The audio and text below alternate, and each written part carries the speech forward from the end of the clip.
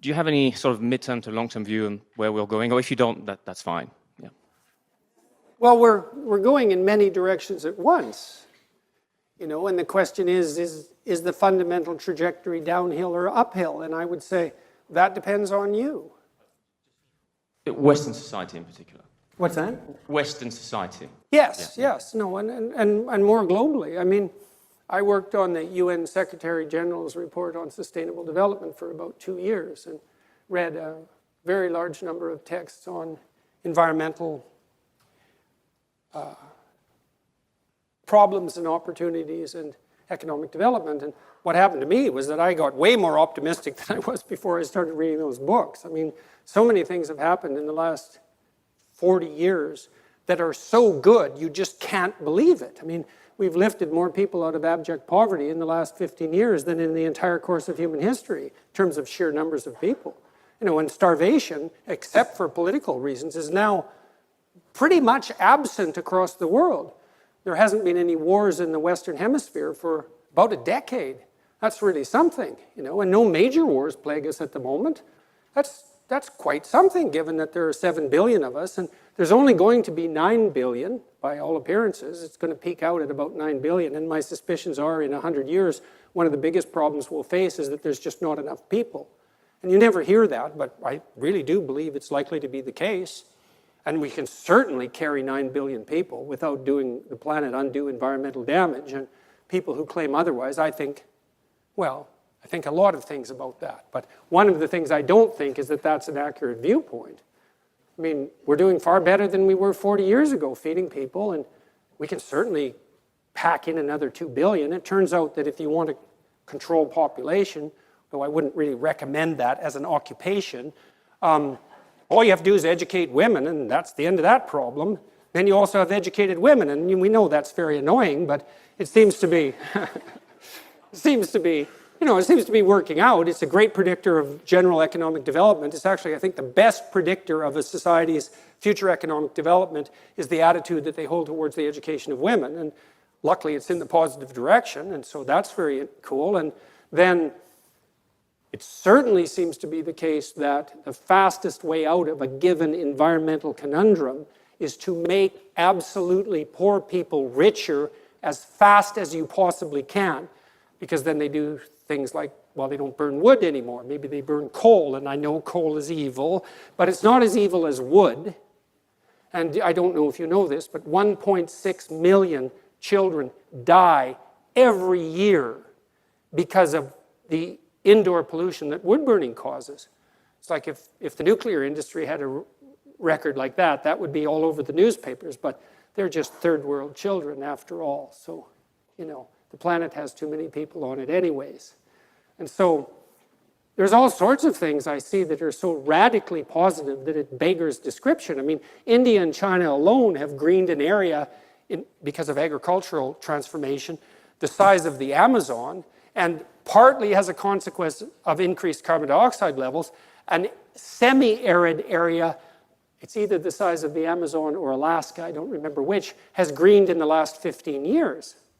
And so these are things you never hear. You have to ferret them out. But as far as I can tell, if we got our act together and actually wanted it, instead of wanting to burn everything to the ground in an orgy of guilt-ridden self-destruction, we could set up a world in 15 years where absolutely everyone had plenty to eat and where obesity would be the primary problem. It's a good problem, actually. It's like, oh no, you know, we have too much food. What are we going to do?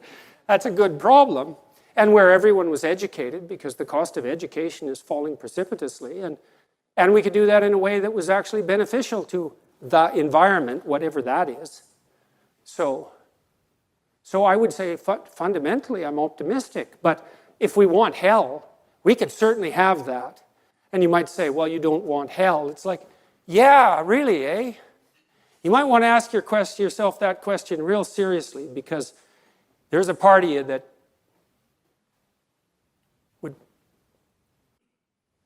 would wreak vengeance on God for the catastrophic suffering of being. That's for sure.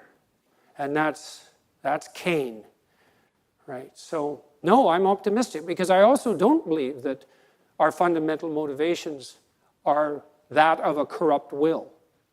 I think that's wrong. I think it's wrong factually, and I think it's an appalling claim philosophically, and it's a radically destructive claim ethically. Demoralizing, a terribly demoralizing claim. And demoralizing enough to really hurt people.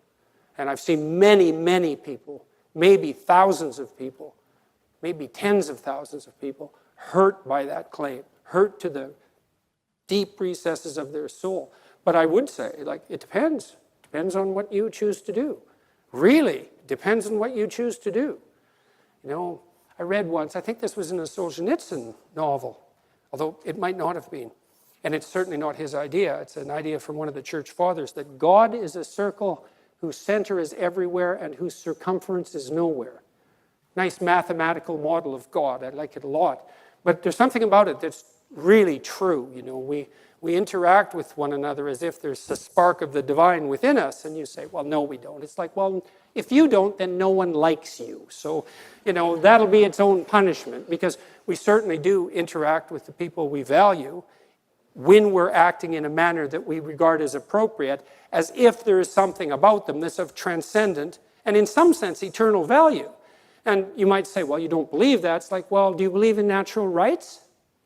Because the notion of natural rights is predicated on that underlying presupposition or observation. And you don't believe in natural rights, well, then again, where are you exactly? And who are you exactly? And those are questions very much worth posing. And so I think that truth is more powerful than deceit by a large margin. And I think love is more powerful than hate by a large margin. I don't mean naive love, and I'm not naive about people. I don't mean that at all. But I think it is possible for us to rise above the resentment of our suffering and to wish the best for all things. And I think we can participate in that. And you do that, well, by extending your hand to your enemy to the degree you're capable of doing that, because who needs enemies? Or maybe you do, but it'd be better not to have them, I think, even if they're convenient targets to defeat.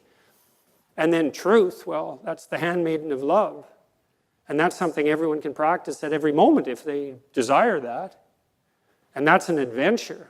You know, if you're acting deceitfully, you already specify the outcomes of your actions, and you pursue that. But the problem with that is it's predicated on the acceptance of your own authoritarian completeness. It's like, what the hell do you know about what you should have?